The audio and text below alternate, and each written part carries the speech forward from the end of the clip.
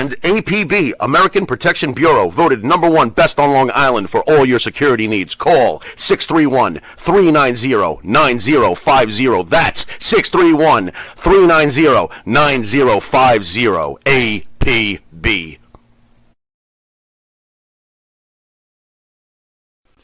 You need a body shop? You need engine repair? Auto Excellence, Collision Specialists, 631-261-6420. That's 631-261-6420. Auto Excellence. Jimmy, I gotta take a dump. What? No, I mean I need a dumpster. Well, for all those needs, you need to call Big V Dumpster Rental, Long Island, New York, 631-900-DUMP.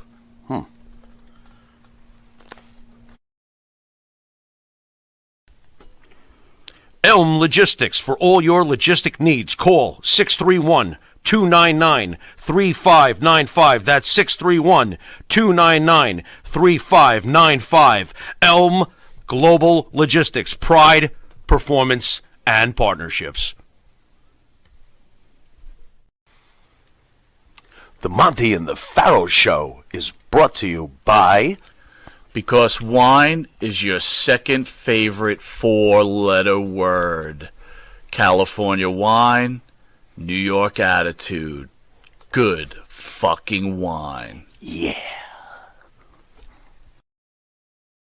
Tired of that same old...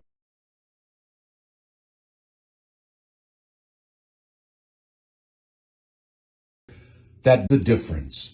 Change that scrambled egg with a little bit of Johnny Fabulous's John Cena Sr.'s $1 Million Jalapeno Hot Sauce. Great on burgers, steaks, chops, and those barbecued ribs.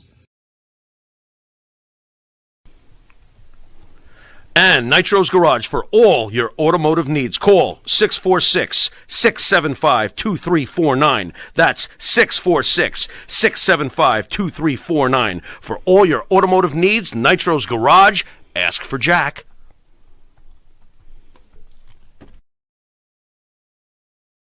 Do you treat your dog as part of the family? Well, so do we. So why not celebrate your pup's birthday with the ultimate party box?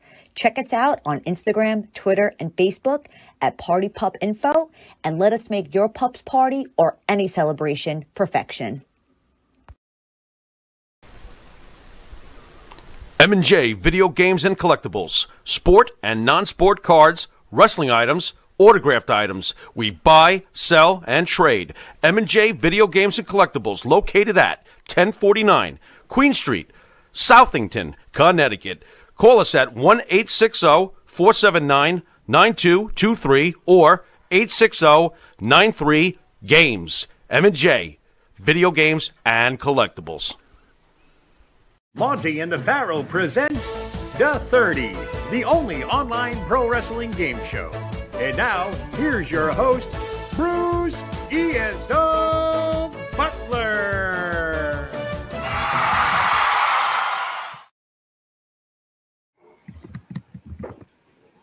Hey everybody, welcome to another edition of The 30, where I challenge this group of wrestling experts with questions based on the current events of pro wrestling. Based on their answers, they're awarded points, and the one with the most points at the end of the night is crowned The 30 World Champion. Now let's meet the contestants. First, to my right, a man who's always a contender every week. He's the smartest man in the room, Mr. Dan Sebastiano. What's going on, Dan? Hey, Bruce, how you doing? Good. Looking forward to winning my title back. Hopefully, your points distribution's a little less random today. No way, more equitable. At the end of the day. Yeah. Don't worry, Dan. I'm getting buried first, and I don't mind. Woo! Okay. From Thursday night, Mr. DeCesare, the floor is yours. Well, wrestling fans around the corner and around the world, welcome to the 30 and our esteemed group. I have respect for everybody here, but fear of none. So let's get it on, baby. Love it. So He's also the point where you get the 30. Eddie Scala. Yeah, here we go. Thursday night pros with the player. I am the player. The bona fide real deal. 205 pounds of twisted Italian sex appeal. Oh, what a night it's going to be. On the channel that's happening, the M and the P. So let's get it on. Let's start the show. Because players got to play and hookers got to blow. Oh, my God. Jesus. Oh, my. Oh, my. Oh, my. Oh, Oh, my. my. What was that about? What the hell Oh, was my. that all about? Oh, God. I don't know. Wait, nope, I don't see any points, so I don't know. Maybe it wasn't that good. Oh, well. Oh, well. I'm blushing.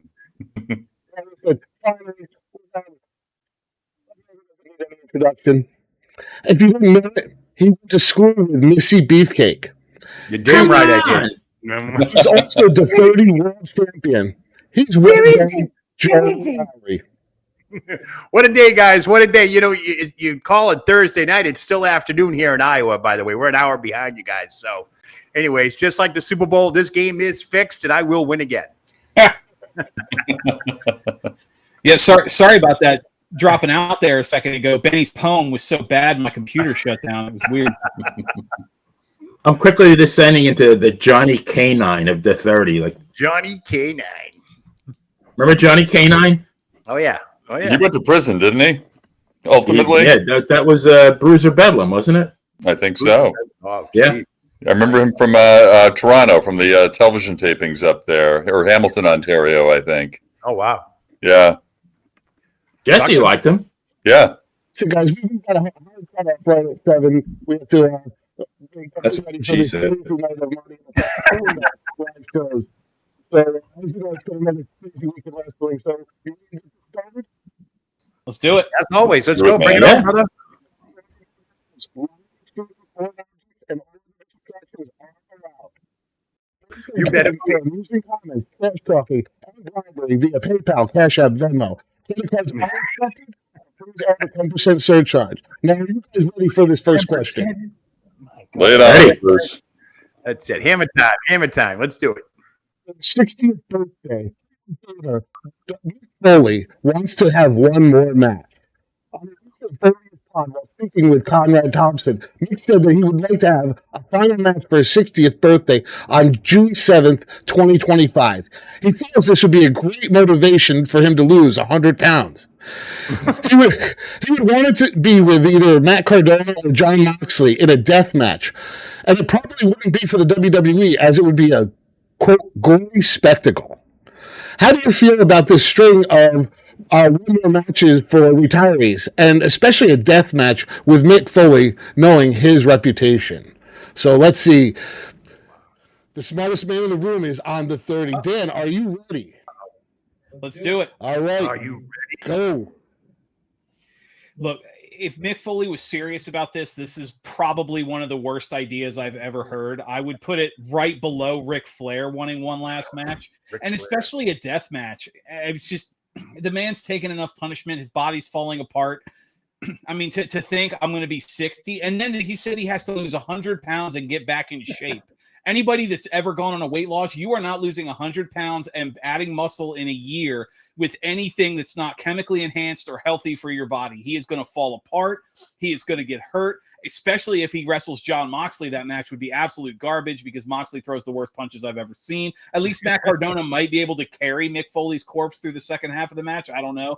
But no, to have a death match and to insult your legacy by ending the match as a death match against Jon Moxley would be just awful. Matt Cardona, I could see being the internet champion. You may get some YouTube views there, but no, this is a bad idea. This is unsafe. This is awful.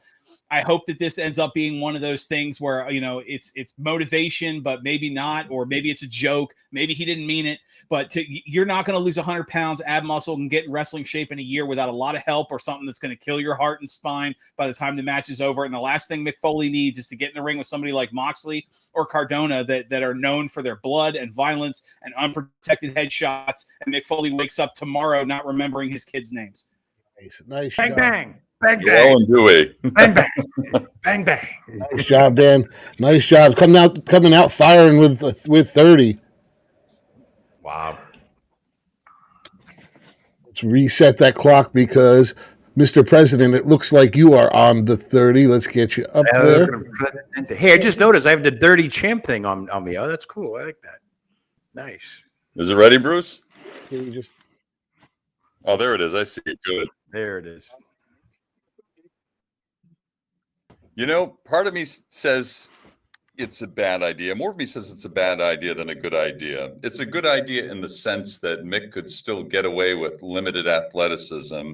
And if these steel pipes that they use are made of styrofoam, and you know, if all the toys are really gimmicked, then maybe this has a chance of doing something. But as it stands now, Mick Foley has openly admitted that, you know, he could be 2 blocks from his home and he doesn't remember the way back. It's like that old Stevie Winwood song, or maybe when he was with Traffic, Can't Find My Way Home. And it's really true. So really, how much more can he take from a TBI, a traumatic brain injury perspective, or CTE? You know, I think it's his ego talking here. And I do agree with Dan, too, in the sense that 100 pounds, if he has to lose 100 pounds, what does he weigh right now? I mean, really, you know, is he 400 pounds? Is he 350? And can he do that safely in a year's time or less? Certainly not. Certainly not. I don't know from where this comes. I think he's a little delusional now. I mean, you know, the fan in me would like to see him maybe come back for another outing too. But I mean, you know, let's look at the things as they are now. I mean, his ideal opponent would have been Terry Funk, but of course the Funker is gone now. So bad idea, all around bad idea, you know. nice job, Phil. Nice job. Good job, Phil. Holding up Great right job. alongside of the smartest man in the room there. Wow. Nicely done. Number 11. Number 11. So looks like the play is up. Uh-oh. Rhyme time. Ready? You know, my first thought was I invoked my inner Nancy Kerrigan after she got whacked on the kneecap by, was that the guy's name, Jeff Gilhooly? Oh, Jeff And just Gilhooly, say, yes. why? But you know, not many people know this, but after Mick got thrown off the cell by the Undertaker and soared about 900 feet in the air through that table, you know who was waiting backstage for him? It was Dominic DeNucci, his trainer. And you know what Dominic said to him? He didn't say, "Great, Mick, what a great job." You know what he said to him? He said, "What are you, an asshole?" True story. And maybe Foley would have been well served to listen to Dominic, because I mean, the guy, like Phil said, he can barely find his way home. And you know, if he's going to lose 100 pounds, my first suggestion to him would be to relocate to Houston for a year and check in with Dr. Nozarden. Hello, how you all doing? You know, my 600-pound life guy. But you know, the only thing that could save him, like Dan said, if it's a gimmick match, you got all fakakta contraptions where it involves like zero athletic ability, he might be able to get by. But again, why? It's just stupid. Flair opened up a can of worms, in my opinion. Yeah. Nice job, Benny. Yeah. Nice job. Ooh, we got a tight race tonight. Nice job. The champ hasn't had his chance yet. What the hell is going on here? The champ, the 30 champ. So what was that? 30-30, baby.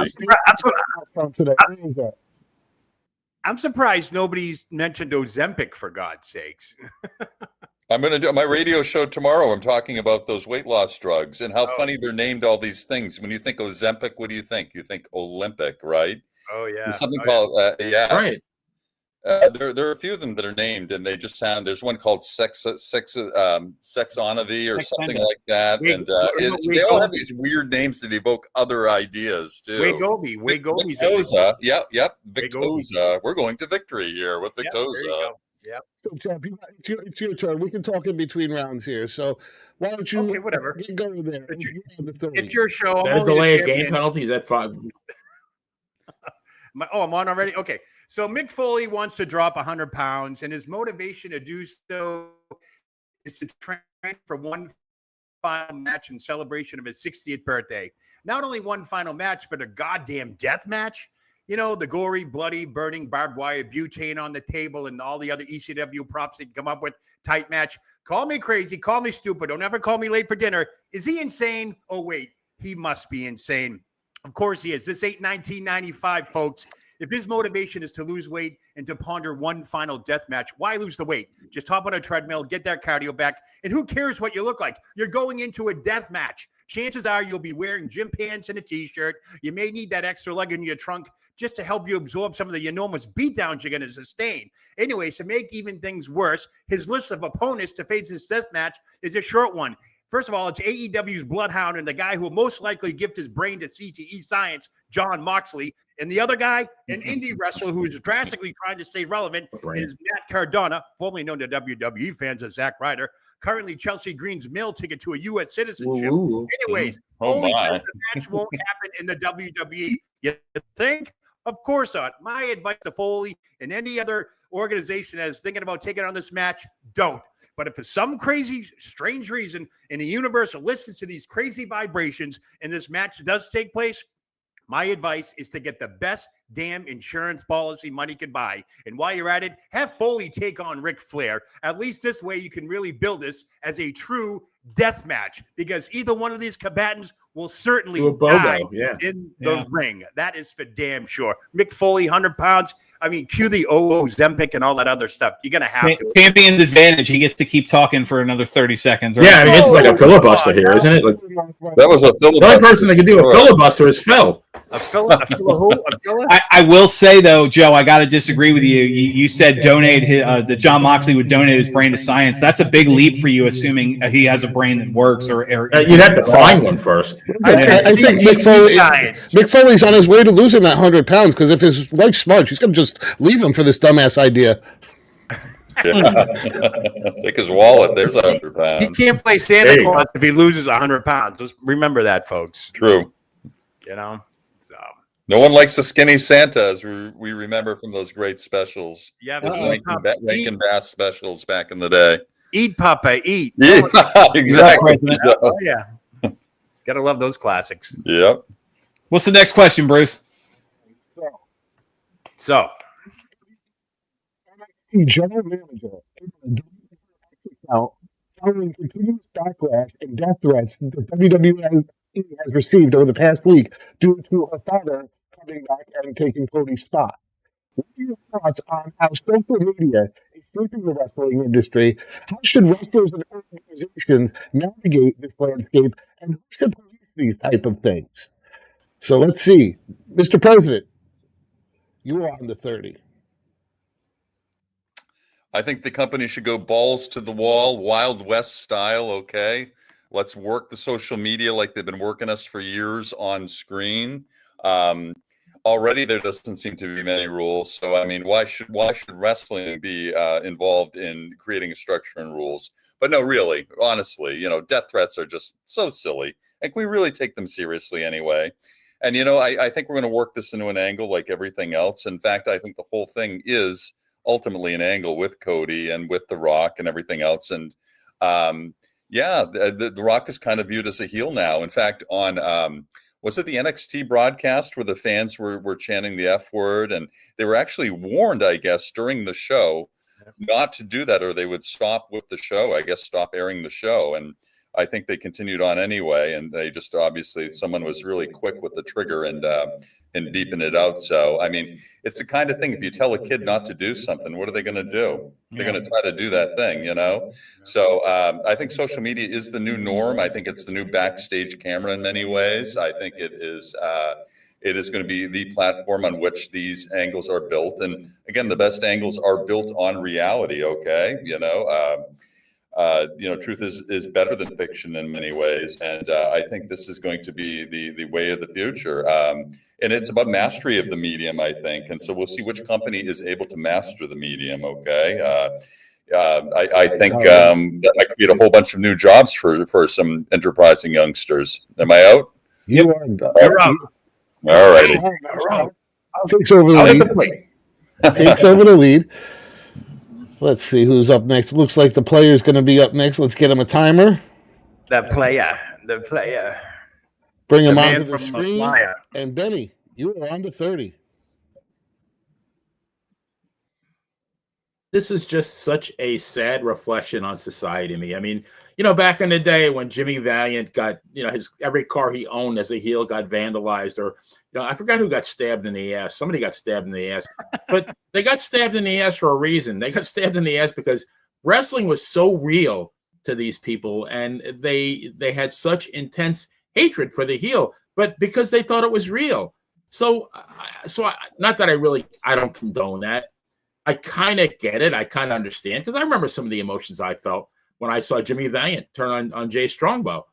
But I mean, I didn't think of killing the guy. But what are we doing here? I mean, Joe Larry went to the Boston Garden in 1982 to see Don Morocco face Bob Backlund, right? Or am I close timeline wise? December 5th, 1981. Okay, it was up by 16 days. Sue me. But Nice. There was a different type of emotion. Now it's almost like these people, if the fake show isn't played out the way they wanted to, I agree with Phil. I mean, are they serious death threats? Probably not. But you know what? You have to take them seriously, because the one you don't take seriously might be the one that's real by some deranged individual. I think it's just social media has its good points. This is social media, though, at its absolute worst. Benny, nice job there. Takes over the lead 1 point over the president. We got a barn burner here. We got a Bad burner. I don't expect anything less with this cast of characters we have on here. Here's the sprawl. Slobber knocker, as they would say. Yep. So, Joe, it looks like you're up on the 30.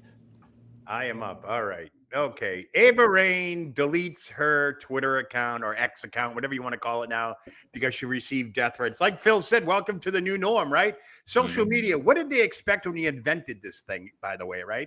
What did they expect? So they threaten her. She deletes her X account. That's it. Normally, you just delete it and all that. Why are we hearing about it? Who cares? Who cares? We all know the real reason why Ava Rain's even here, folks, right? Let's put the elephant in the room. Ava Rain is The Rock's daughter. And if it's not nepotism, then what the hell is it? Who cares if she deleted her X account? I guarantee you a month from now, her X account will be back up and running. I think it's a ploy. I think it's a work. We do have to take death threats serious and so forth. But let's think about it. The kid's down in his basement in his mother's house playing video games and sends a death threat to Ava Rain. You think that's really credible? I'm not really buying this. I know we got to take things serious and all that stuff, but come on, guys. Cancel culture. It's what it's all about now, right? If you don't like it, just shut it off. Okay, well, we couldn't shut it off back in the day. When we used to get bullied in school, you had to face that bully every day, right? We didn't get a chance to shut that off. So now someone's going to kill me. Oh my God, on social media, they're hiding behind a keyboard. Let's delete the X account. Half these X accounts, by the way, or social media accounts are governed in property of the company you're working for now. So I'm not really sure what the purpose and all this is, but why do we need to hear about it? Why Ava Rain did it. It's because The Rock's her dad and nepotism runs rampant in the WWE. Nice job, champ. Joe, you broke your bully's nose too. Kudos to you. Smitty, I dated Smitty. I know. Smitty. Turnabout is fair play. Right. Anybody Good job, Joe. Damn, look at it. It's the Ace that one. Sebastiano. You were on the 30. Yes, sir. Absolutely. I said it before and I'll say it again. I can't even judge the people that are making death threats to this woman, because I can't wrap my head around the kind of person that wants to hate to the point of violence a performer who's performing a script. Every time movies come out now, Star Wars, whatever it is, people go after the actors and the actresses like they're somehow like she's the one pulling the strings, or she's actually in charge of NXT, or her dad is actually doing something horrible. It's ridiculous. I can't wrap my head around it. I will say, however, I'm confused by the follow-up, because yes, The Rock spoke poorly of the people that went after his daughter, but then he goes on Pat McAfee this morning and cuts a promo calling Cody's fans crybabies and you bunch of pansies, screw you guys. he's antagonizing the crowd. I guess now that she's off social media, he doesn't have to worry about it. But, and then on the other side, AEW was so desperate to give away Dynamite tickets. Saraya went on her personal Instagram page and said she was walking around the city blocks around the arena handing out tickets if you come find me. Like, the same person who was crying that fans won't leave me alone is now walking around saying, fans, please come up to me wherever you are and I'll give you stuff. The reaction to the fans is what's killing me. I'm not saying they're encouraging it; they're not.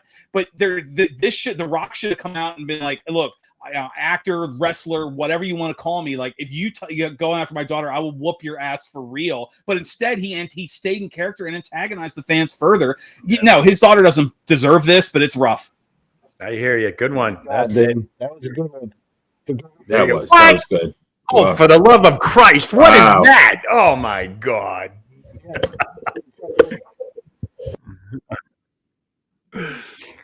Oh, mic drop. Love it. Okay. All right. Okay. Hi, Bob. Nice job there. What was that? The 2 rounds. That's what she said. That's what she said. Yep. Come back. You got faith in me. So this is the next one that we're going to talk a little bit about. So Friday, he stepped away from his shot for the Rock. He doesn't seem to be too happy with this. So the former WWE champion, The Rock, took a strike at these fans, calling them dirty fat babies. And one of the classic promos telling them to know the way and shut their mouths and ride. Do you think this is the right move for WrestleMania? Do you think there's any swerve coming in this? And who replaced the Money in the Bank briefcase? Steve, so it's Benny. Benny.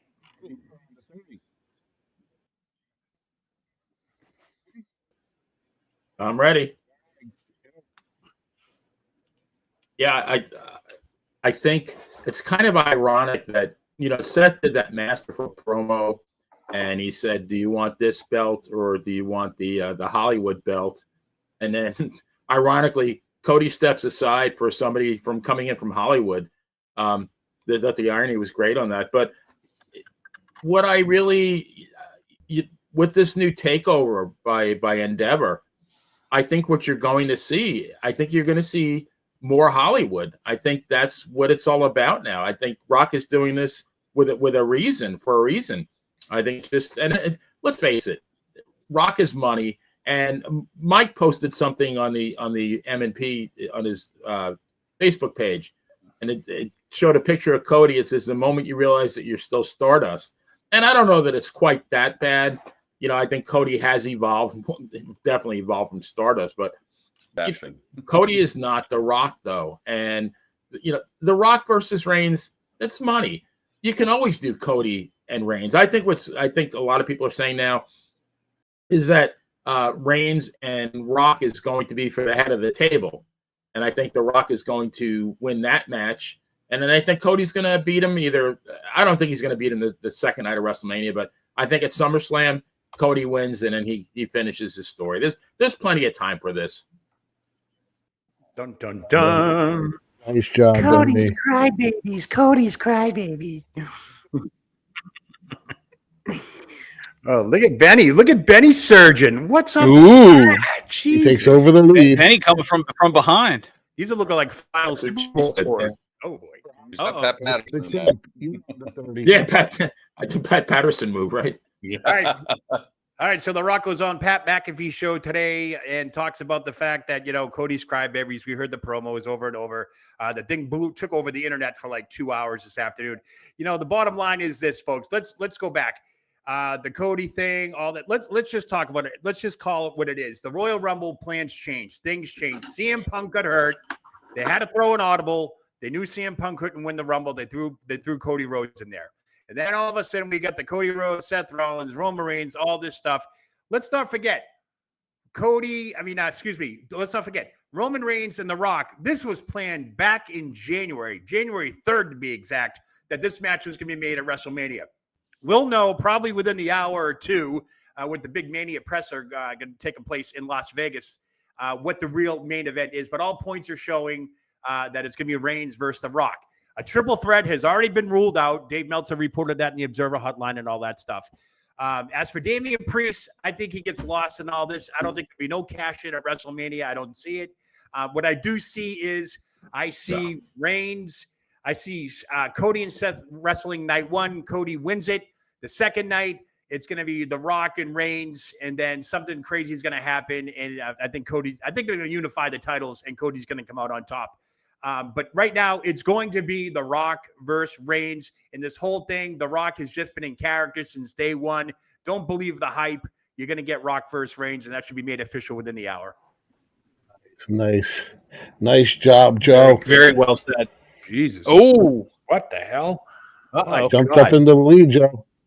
Uh-oh. He's defending, but I know this guy. This guy never disappoints. Dan, looks like you are Coming on for the you, Dan. 30. I'm do it. so disappointed. Dan, you're up. Go. Absolutely. So, yeah, Benny and I talked about it on our show. I thought Seth cut the promo of his life and kind of made me want to see Seth versus Cody. But at the same time, Roman versus Cody has to be the way you end the story. Cody's not ending the story winning a belt that's existed for 6 months. He wants the belt that his dad couldn't get. That's the one that's around Roman. As for The Rock, I hate to say it, but you got to think about this from the UFC's perspective. They've never been about putting the best match together. They've been about putting the biggest match together. And as much as I love Cody, as much as I say Cody is the biggest star in wrestling today, The Rock will bring more eyes to WrestleMania than Cody ever would. And that's unfortunate, but it's true. The Rock versus Roman is going to be the big match, but you have to lean into this. Honestly, if I'm booking, I lean into this, and The Rock's on the board. Why not make The Rock the next Mr. McMahon type character? I was going to say that. Oh my! Why not God. make him? Why not make him a heel, or do like a finger poke of doom thing where Roman just hands The Rock the belt, and then The Rock and Roman, and he's the new head of the table, and then Cody can go after The Rock, because Cody versus Rock would be a huge SummerSlam main event.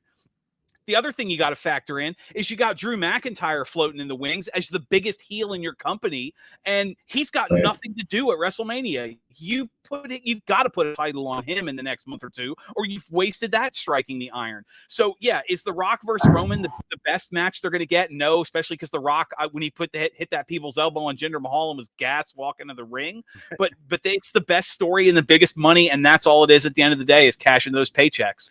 Jesus Christ, 43 points. My Bruce, God. I'm just going to. Wow.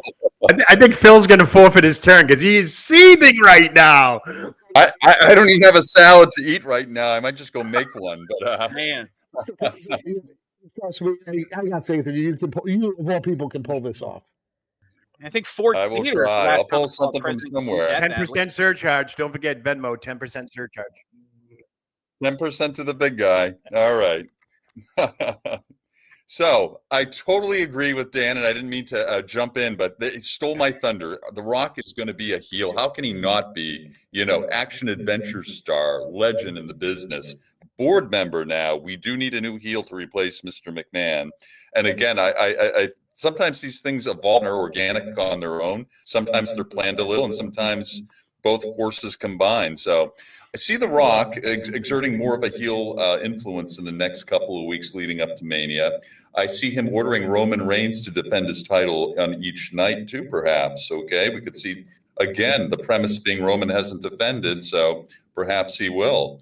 I could see a situation where Roman and Cody, Seth and Cody have their match, and Cody wins maybe, and maybe even what's his name interferes too and cashes in and possibly takes out Damian Priest. Thank you, takes out Seth potentially. But I can see The Rock and Roman first night, The Rock Roman going over, and then having to face someone a second night too. And I can see them somehow maybe elevating Roman to more of a face, and it just seems like a natural situation and creating sort of antagonism in the family. It can just go so many ways now. We still have the variable of injuries is still here. I mean, someone else can get injured anytime now. So much someone else can get arrested. Who knows? But I look to see Roman wrestling twice, The Rock becoming a heel, and Damian maybe cashing in his briefcase. Probably not, though. Nice job, Phil. Nice job. It's not enough to get into the lead, but You're tied up there with the player. So listen, Hold on. Sorry about that. Hold Phil. on. Is it me or are these scores getting higher every week? These The last, no, that's yeah, sir. Like I said earlier, sorry about that, Phil. I know that. I think the last Great time, point. yeah, the last time someone treated a president that bad, they were at Ford's Theater. True that. So this next round, I'm going to eliminate 2 people. So you guys got a lot of work to do. All right. Listen, if anybody can take over, one of these guys definitely can do it. So I can't rest on my laurels. I'm gonna bounce my pecs. Maybe your Hardys, though. So yeah, Batista, former WWE champion, has made a successful transition from wrestling to Hollywood, starring in several blockbuster films. Currently, he is set to co-star in Afterburn with Samuel L. Jackson and has plans to direct his first film in 2025. Where would you rank Batista among wrestlers that have transitioned to Hollywood, and which wrestlers would you rank above and below him? Mr. President, you're on to 30. Oh, good. What a question. Full confession, I don't know that I've ever seen a Dave Batista movie, but full confession, I've heard a lot about him and a lot of reviews, and many people think he is the best actor out of anyone in the modern era, including The Rock. Many people think that he's got quite the acting chops. He can adapt to comedic. He can certainly do action, adventure, sci-fi. So Batista, very talented guy in so many ways.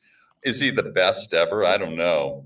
I'm a fan of Terry Funk's work through the years. I think he was a fantastic actor, and in a time before special effects were the norm, before CGI and this elaborate makeup and everything else. And Funk has a very organic actor, and he certainly had a nice range of character, albeit mostly thugs and tough guys, and Frankie the Thumper, and of course Roadhouse, which I still can't believe is being remade, and I'm really kind of surprised by that.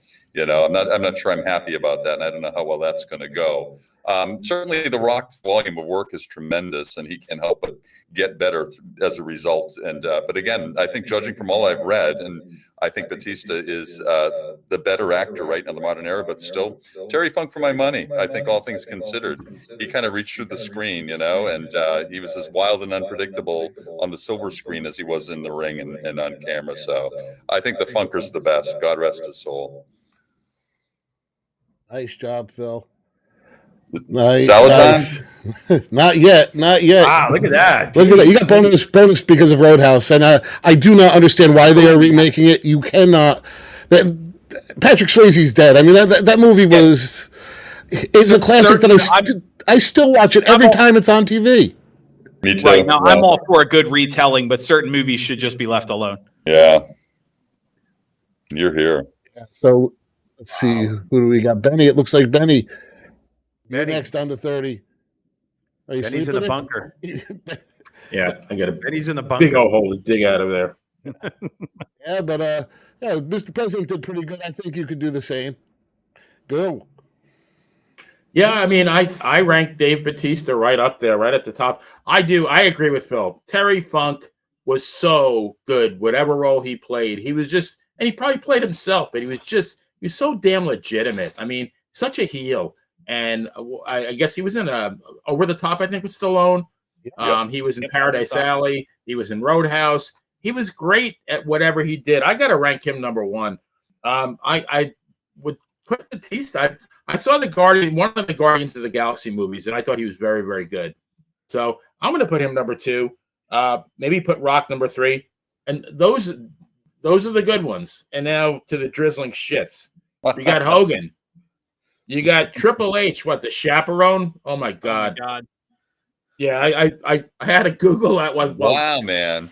Yeah, it was just so bad. And then the one with the Big Show when he wrestles in his diaper. I can't even think of the name of that one. It was just so hideous. You got The Miz. You got Cena. You got I guess didn't Ted DiBiase play the Marine? Yeah, Randy Orton. Yep. Everybody played. Yeah, I mean. I don't really have much. It's coming out next year. Yeah, I mean, Randy Orton, so, but God, Hogan was horrible. Triple H, Big Show. No, Batista, very, very credible actor. I wish him all the luck in the world. Yeah. Good job, Benny. Nice job. You not quite caught up to Mr. President, but let's hope Dan loses his voice or something here. So. Cut the power on that young man. My microphone off again. Dan, we can't hear you. Can you reboot? Tell the cat to hit a button. Let's just get a timer up here. It looks like Joe. It looks like you're going to be next up on the 30 here. And I'm up. Okay, audible. Oh, okay. All right. There you go.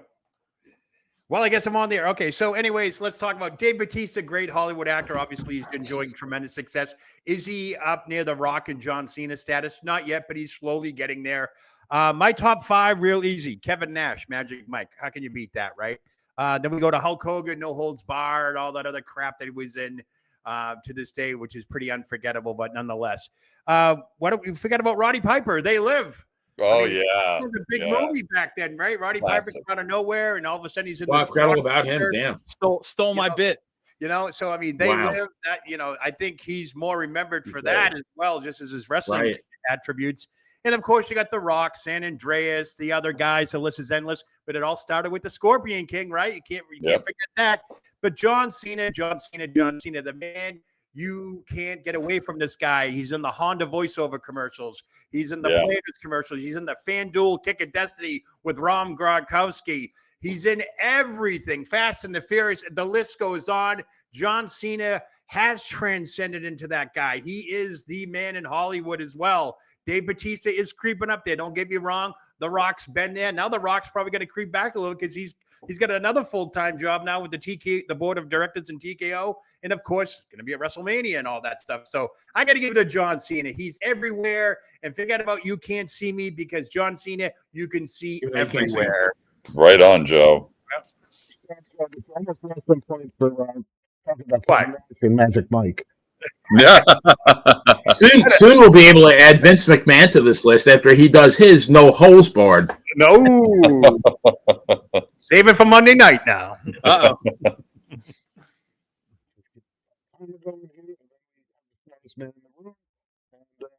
Danny, it looks like you might have a little bit of an easy round here. Let's Benny pull some of those shenanigans out.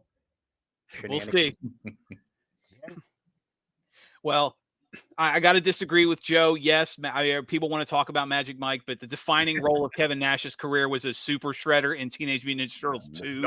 So don't forget that. He was also the bouncer in John Wick, which was great stuff, and the Russian in Punisher. So he's had a decent run. But no, somebody once said a long time ago, wise man in Hollywood, that comedy is harder than drama. Being a good comedic actor is harder than being a good dramatic one. And because it requires a certain natural charisma.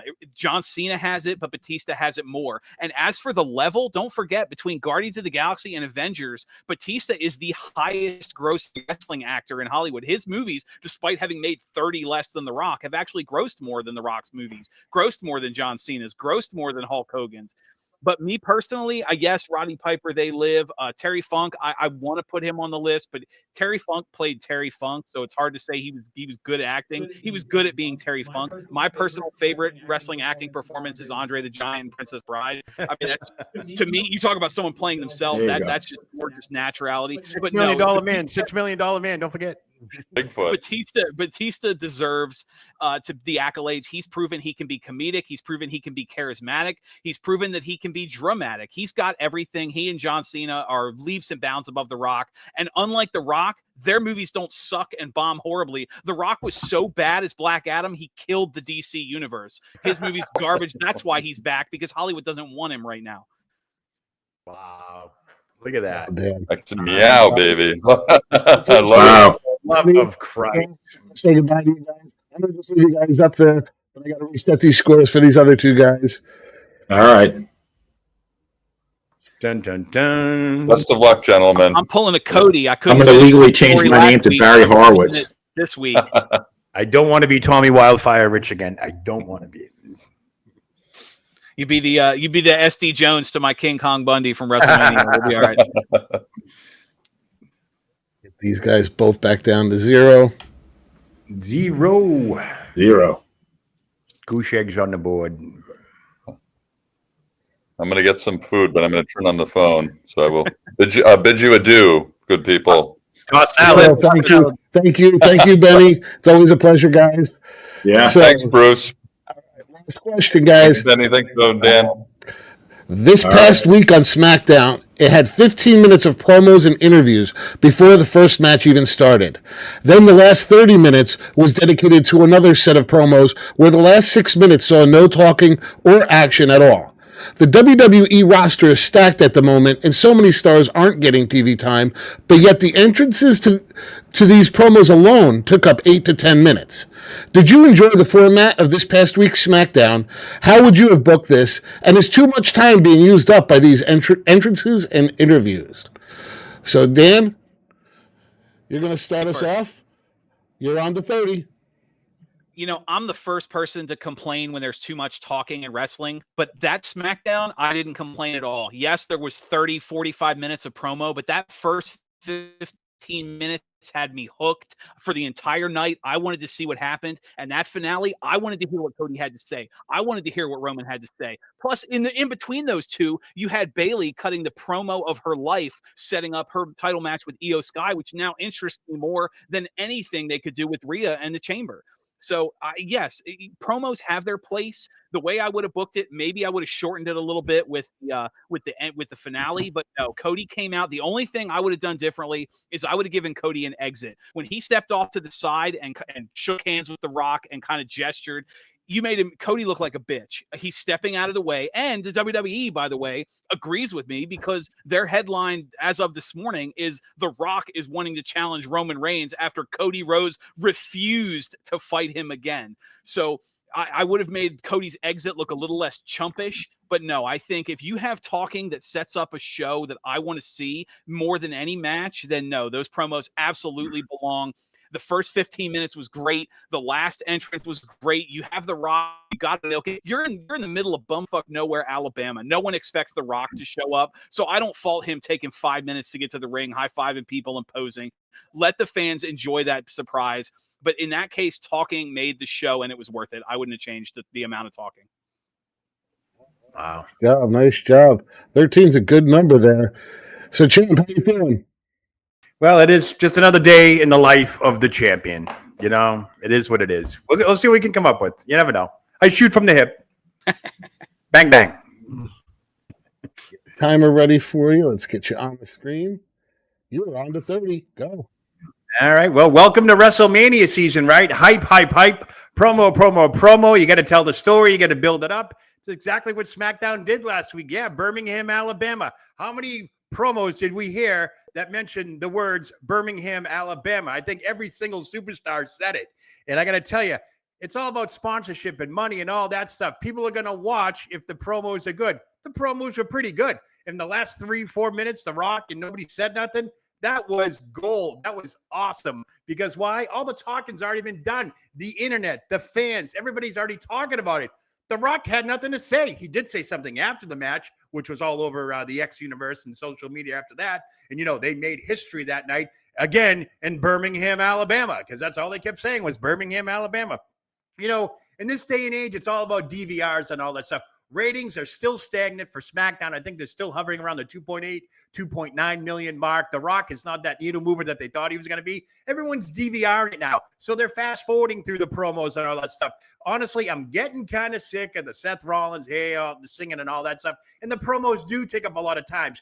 But the people that watch, the sponsorships love that stuff because they're watching the product. So, if anybody likes it, it's the ads, it's the promos, it's the sponsorship.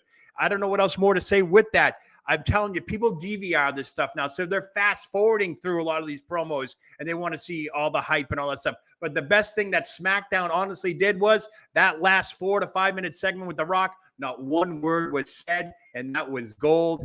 And like you said, silence was deafening. Well said. Oh, come on, man. Fucking Tommy Wildfire Rich.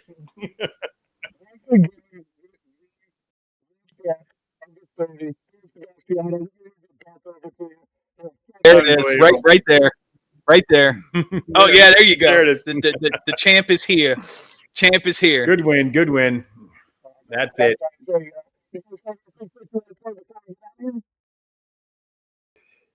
Just Wrestling Remembered live tomorrow night, 7 o'clock Eastern Time, 6 o'clock Central. And, of course, we got a big show with the 30 tonight. And I'll be doing the dual monitor thing because Mania is having WWE's having their Mania presser. So we're going to probably get some breaking news out of that, which we'll throw on the show as well. So, yeah, I mean, that's what's on the immediate radar. Dan, what do you got going on? Yeah, I mean, obviously, Dan and Benny in the ring. We're chugging along. Our last couple episodes have been just me and Benny talking opinions. We did the Vince McMahon scandal. We talked about the Royal Rumble.